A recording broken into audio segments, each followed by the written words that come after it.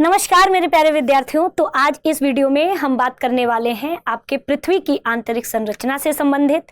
तो ये काफी इंपॉर्टेंट है, अक्सर करके आपकी परीक्षाओं में ये टॉपिक से सवाल पूछे गए हैं। तो सबसे पहले हम लोग बेसिक तौर पे देखेंगे कि आखिर ये पृथ्वी की आंतरिक संरचना है क्या, पृथ्वी की आंतरिक संरचना से रिलेटेड कौन कौन से कॉन्सेप्ट से सवाल आ सकते हैं।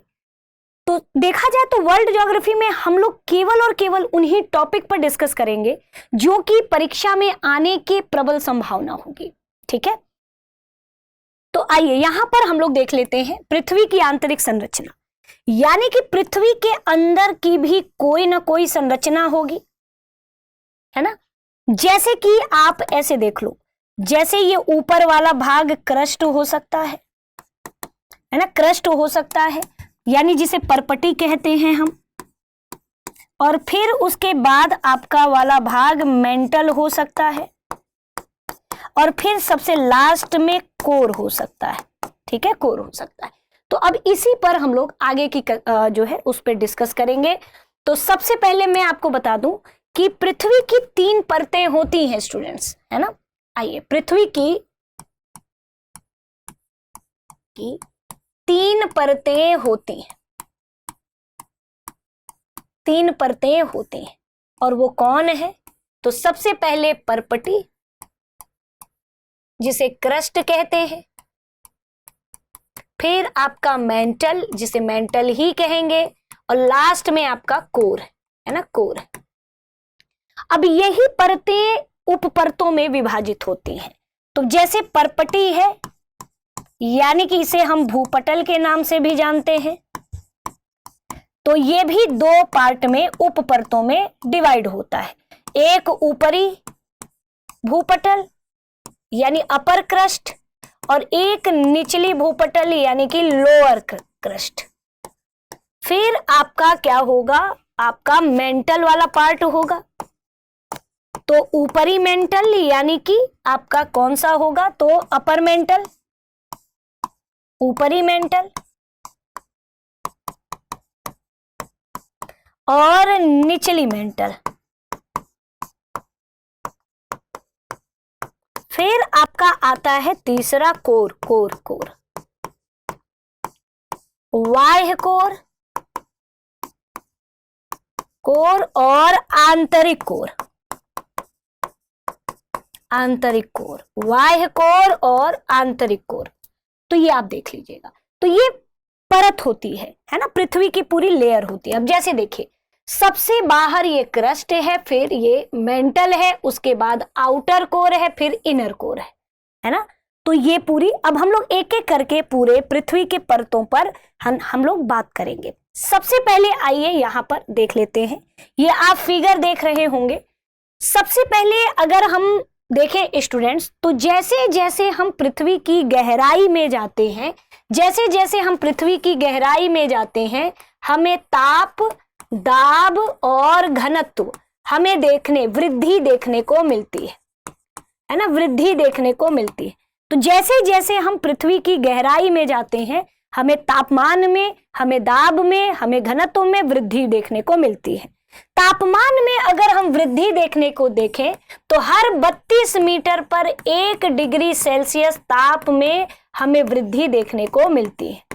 इस कारण से अगर हम देखें तो इतना हमारे पास टेक्नोलॉजी या इतना आसान नहीं होता है कि हम पृथ्वी के एकदम गहराई तक पहुंच जाए, है ना, इतना आसान नहीं होता है। पृथ्वी की त्रिज्या अगर देखें तो कहीं कहीं सोर्स में 6378 या कहीं कहीं 6371 किलोमीटर ये पृथ्वी की पूरी त्रिज्या या पृथ्वी की गहराई हमें देखने को मिलती है। जैसे एक तरबूज होता है, तरबूज को हम सेक्शन काटेंगे तो एकदम केंद्र तक जो गहराई होगी, तो ठीक उसी की कंपेयर अगर आप पृथ्वी से करते हो तो पृथ्वी के भी केंद्र से आप देखोगे तो इसमें 6371 किलोमीटर लगभग क्या होगी, इसकी गहराई होगी। और 2900 अगर हम देखें तो 2900 किलोमीटर तक ये आपका मेंटल वाला पार्ट है। फिर 2900 से 6371 अगर हम देखें तो ये कोर वाला पार्ट होता है। यदि मैं अपने हिसाब से फिगर बनाऊं स्टूडेंट्स, तो ऐसे देखिए, ये तो फिगर है ही, है ना। जैसे आपने ये पूरा अर्थ है, अर्थ के सेक्शन को काट लिया और काटने के बाद आइए देख लेते हैं, ये महासागर है ना, महासागर है। अब ये देखो, ये आपका क्या है, अपर क्रस्ट है, यानी कि ये ऊपरी भूपटल है, भूपटल है। और ये निचली भूपटल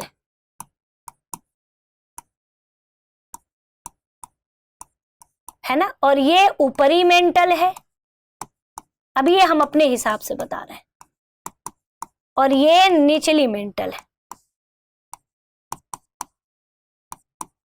यानी लोअर मेंटल है। फिर आपका बाह्य कोर है और ये आपका आंतरिक कोर है। आइए सबसे पहले अगर मैं बात करूं स्टूडेंट्स, तो ये सॉलिड है। सॉलिड मतलब ये ठोस है ना, ये भी सॉलिड है, ये भी ठोस है। लेकिन मेंटल, ऊपरी मेंटल में ही 100 से 200 किलोमीटर की गहराई में हम जब जाते हैं तो यहाँ पे अर्ध तरल पदार्थ हमें देखने को मिलता है।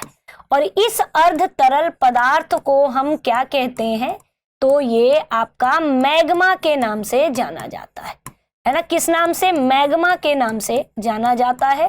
और इस क्षेत्र को हम दुर्बलता मंडल कहते हैं, है ना। क्या कहते हैं? दुर्बलता मंडल के नाम से जाना जाता है। ये क्या कहा जाता है? दुर्बलता मंडल, एस्थेनोस्फीयर अंग्रेजी में अगर देखें तो एस्थेनोस्फीयर के नाम से जाना जाता है, ये ध्यान रखिएगा।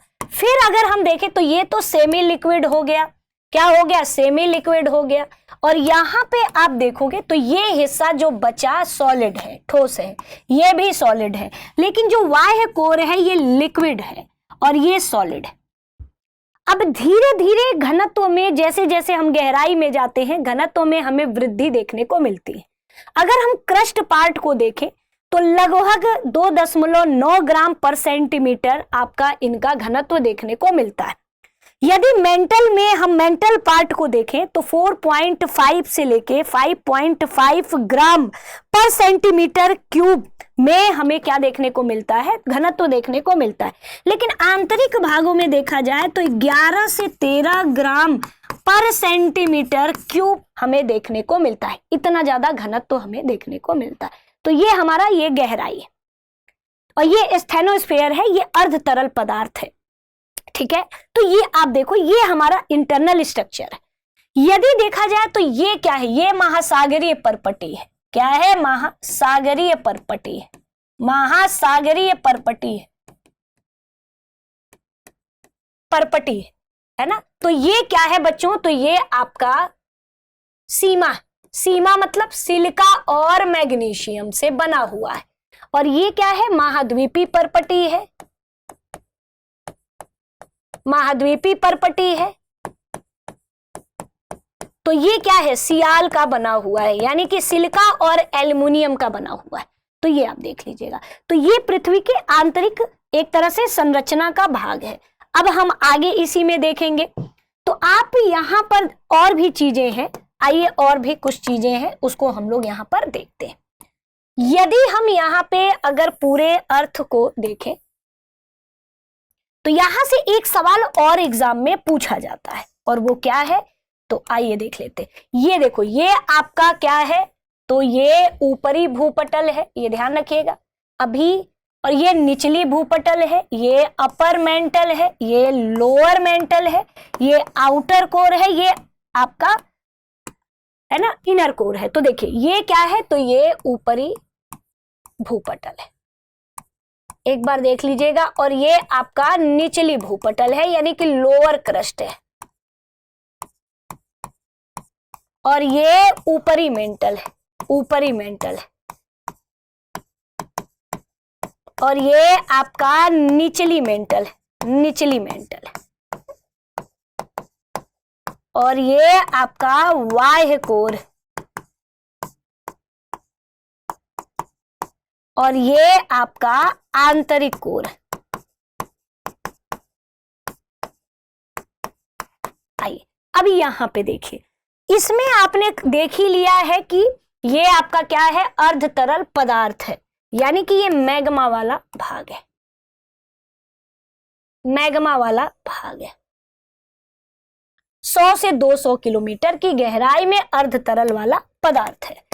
यदि देखा जाए तो महासागरीय परपटी की जो मोटाई होती है स्टूडेंट्स, तो यहां पे देखोगे तो ये कम है, लेकिन महाद्वीपीय परपटी की मोटाई ज्यादा है, ये भी आप देख लीजिएगा। और पूरा 2900 अगर हम देखें तो 2900 किलोमीटर ये आपकी है ना मेंटल की, और ये 6371 किलोमीटर है, ये भी आप देख लीजिएगा। अब जैसे देखिए, अब इसी में एक सवाल अक्सर करके पूछा जाता है कि ऊपरी भूपटल और निचली भूपटल में ये संक्रमण का ये परत माना जाता है जिसका नाम है कोनार्ड असंबद्धता। क्या है? कोनार्ड असंबद्धता, यानी कि डिसकॉन्टिन्यूटी। क्या है ये? Konrad discontinuity. फिर यहां पे देखोगे तो पूरा भूपटल और मेंटल के बीच में देखा जाए तो यहां पर मोहो असंबद्धता है। क्या है? मोहो असंबद्धता, यानी कि मोहो डिसकॉन्टिन्यूटी। फिर आपका क्या है? तो ऊपरी मेंटल निचली मेंटल के बीच में आपको रेप्टी असंबद्धता, और ये बहुत एग्जाम में पूछा जाता है ना, तो ये ध्यान रखिएगा। अब देखो रेप्टी असंबद्धता, फिर उसके बाद आप देखोगे तो यहां पे मेंटल और बाह्य कोर, मेंटल और बाह्य कोर के बीच में अगर हम देखें तो ये आपको गुटेनबर्ग असंबद्धता, गुटेनबर्ग असंबद्धता आपका है, गुटेनबर्ग डिसकॉन्टिन्यूटी। फिर आपका आउटर कोर और इनर कोर के बीच में अगर हम देखें तो क्या है? लेहमेन असंबद्धता,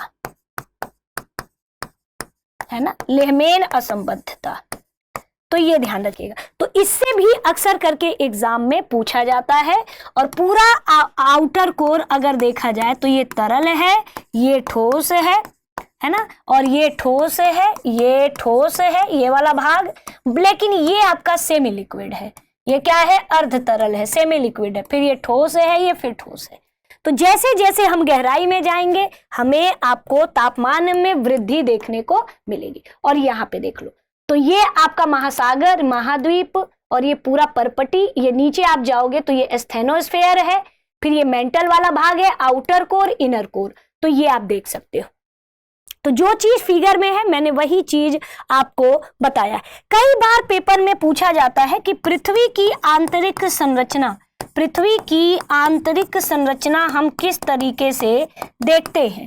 तो पृथ्वी की आंतरिक संरचना हम भूकंपीय तरंगों के द्वारा, हम भूकंपीय तरंगों से हम यह है ना जान पाते हैं। क्यों? क्योंकि अन्य हमारे पास कोई ऐसा मेथड नहीं है।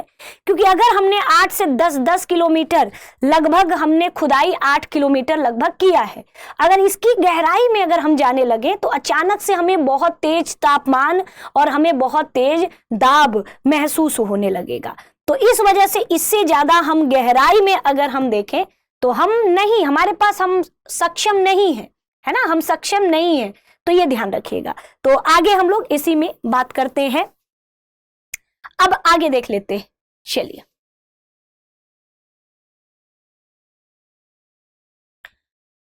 चलिए नेक्स्ट क्वेश्चन हम लोग अब देखिए। तो ये तो था एक तरीके से।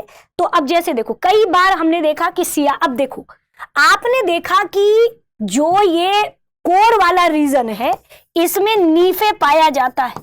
नीफे का मतलब है निकल, निकल और लोहा पाया जाता है, निकल और लोहा पाया जाता है, ये ध्यान रखिएगा, है ना, निकल और लोहा पाया जाता है।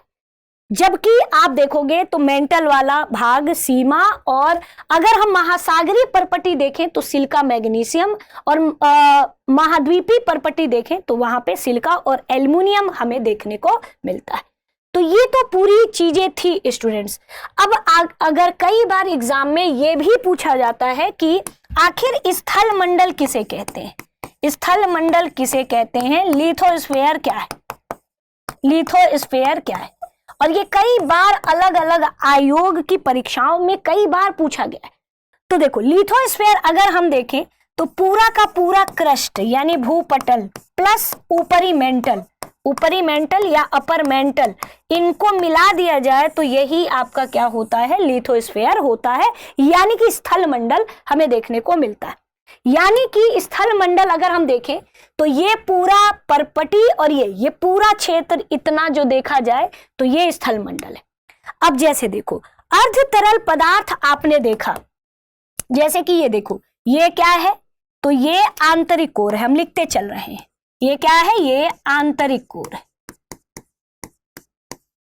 अब आंतरिक कोर के बाद आपने देखा कि ये क्या है, ये बाह्य कोर है, और बाह्य कोर पूरी तरीके से ये लिक्विड है, ठीक है।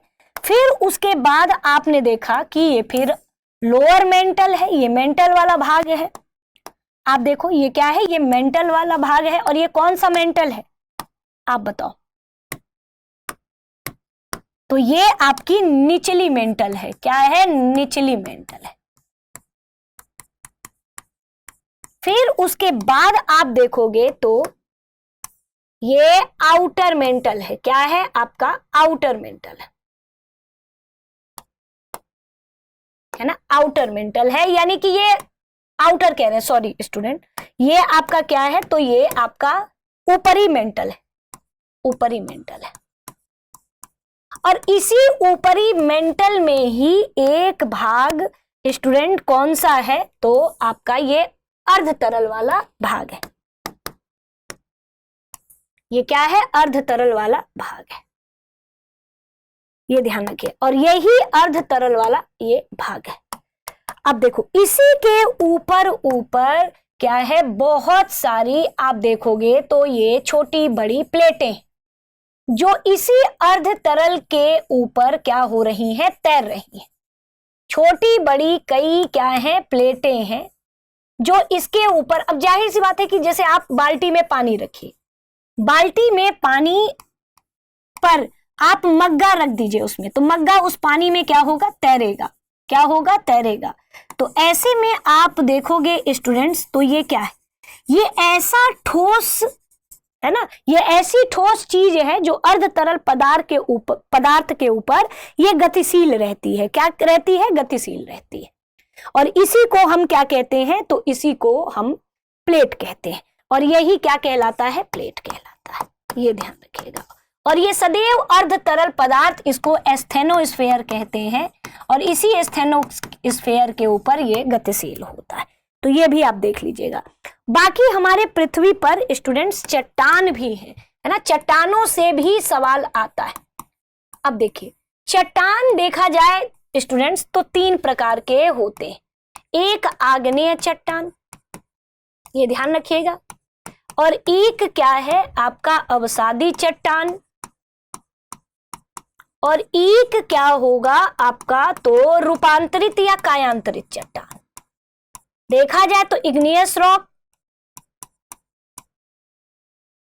और जो है आपका सेडिमेंट्री रॉक और मेटामॉर्फिक रॉक। अब आगे देख लेते हैं।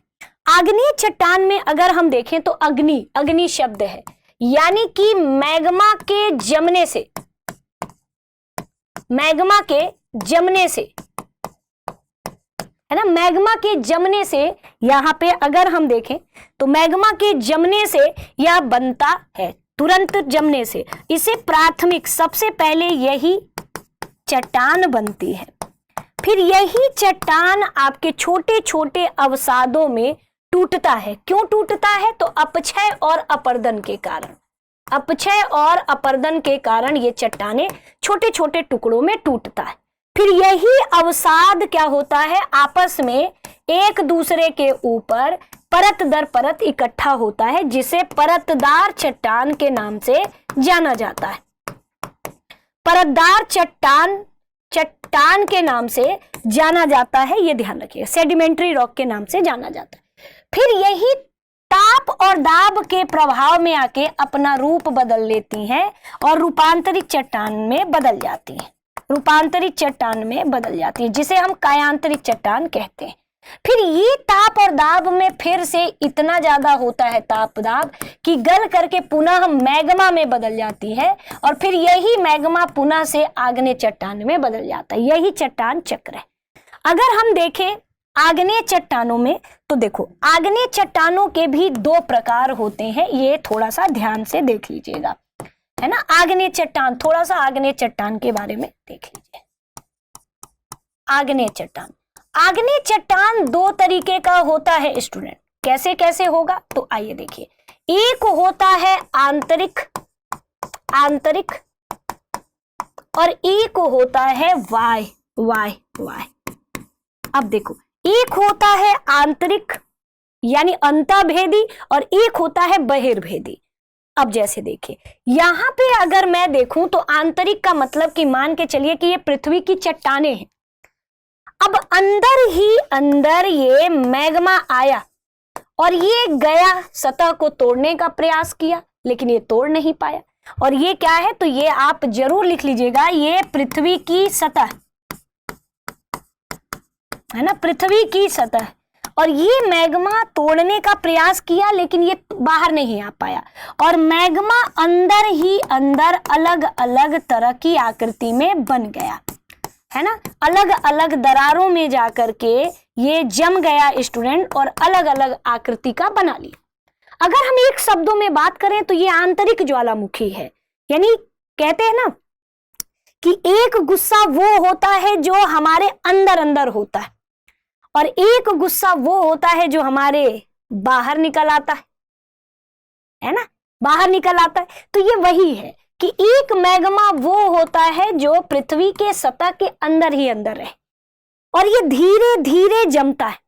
कैसे जमता है, धीरे धीरे जमता है, और धीरे धीरे जमेगा। और ये ध्यान रखिएगा कि आग्नेय चट्टानों में क्रिस्टल होते हैं, रवे होते हैं, रवे होते हैं यानी कि क्रिस्टल होते हैं।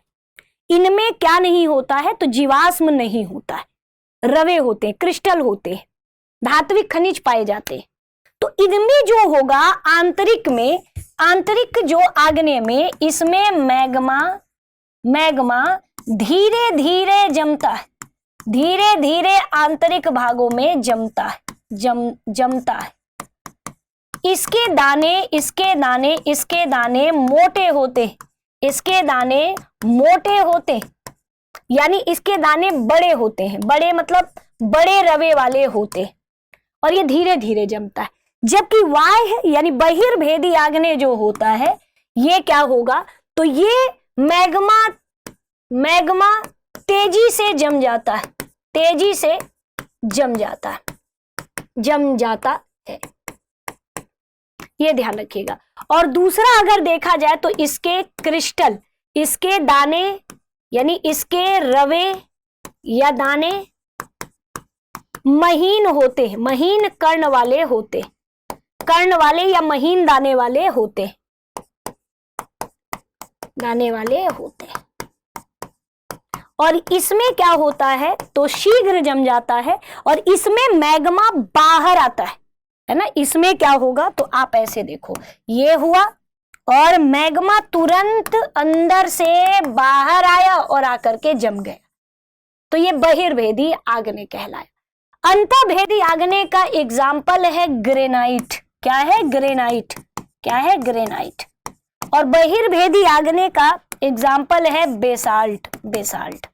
तो बेसाल्ट और आपका ग्रेनाइट दोनों ही आपके आग्नेय हैं, लेकिन इन दोनों के बनने की जो प्रक्रिया है ना, वो आपकी अलग है। इन दोनों के बनने की प्रक्रिया आपकी अलग है, तो इसको देख लीजिएगा, ये भी आपके एग्जाम के लिए इंपॉर्टेंट हो सकता है। चलिए अब आगे हम लोग इसमें देख लेंगे। चलिए, तो अब यहां आता है अवसादी। तो देखो, अवसादी चट्टान की खासियत है कि इसमें जीवाश्म की उपस्थिति होती है, जीवाश्म की उपस्थिति होती है ना, उपस्थिति होती है, ये ध्यान रखिएगा, जीवाश्म की उपस्थिति होगी। अब ये जो इसमें अगर हम देखें तो इसका एग्जाम्पल है चूना पत्थर, चूना पत्थर, बलुआ पत्थर, ये सभी आपके क्या हैं, तो आपके अवसादी चट्टान है। लेकिन जब बलुआ पत्थर जब ताप और दाब में बदल जाता है, अपनी काया बदल लेता है, तो संगमरमर बन जाता है। और संगमरमर जो है आपका कायांतरित है, और बलुआ पत्थर क्वार्टजाइट है, तो ये आप देख लीजिएगा, ठीक है। तो बलुआ, तो ये सब अवसादी चट्टान है और ये कायांतरित चट्टान।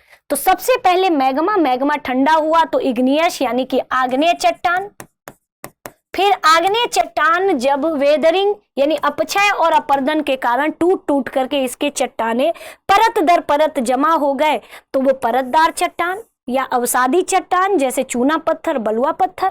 ताप और दाब के प्रभाव में इसने अपना रूप बदल लिया यानी कि रूपांतरित चट्टान। फिर और ज्यादा ताप और दाब में ये गल करके पूरी तरीके से ये पुनः मैग्मा में बदल गया। फिर यही मैग्मा पुनः फिर से आग्नेय, फिर से अवसादी, फिर से कायांतरित। इसी को हम क्या कहते हैं, तो चट्टान चक्र के रूप में हम इसे जानते हैं। तो ये पूरी तरीके से ये सिस्टम था स्टूडेंट्स, ठीक है। यदि आपके मन में और कोई प्रश्न हो तो जरूर कमेंट करिएगा। तो आज हम लोगों ने पृथ्वी के आंतरिक संरचना पर बात किया और हम लोगों ने जो है उसके घनत्व, उसके ताप, उसके स्ट्रक्चर पर हम लोगों ने बात किया और हम लोगों ने पूरे चट्टानों के बारे में देखा, ठीक है। तो आज के लिए इतना ही। अब मिलेंगे हम लोग वर्ल्ड ज्योग्राफी के इस सीरीज में नेक्स्ट टॉपिक पे। तब तक के लिए आप सभी का यूट्यूब चैनल से हमारे जुड़ने के लिए आप सभी का तहे दिल से धन्यवाद।